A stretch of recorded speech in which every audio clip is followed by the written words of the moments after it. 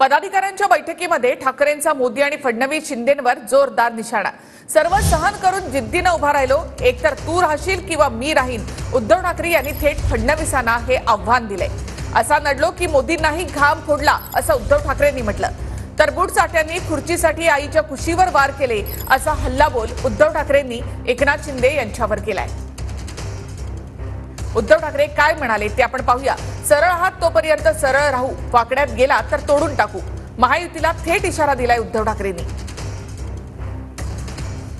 नडलो तर असा नडलो की मोदींनाही घाम फुटला। निवडणूक शेवटच्या टप्प्यापर्यंत पाहिजे होती, उरलेल्या कपड्यांचे तुकडेही उतरवले असते।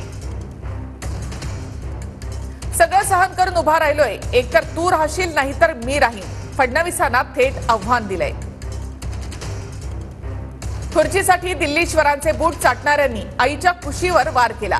शिंदेंवर देखील त्यांनी हल्लाबोल केलाय।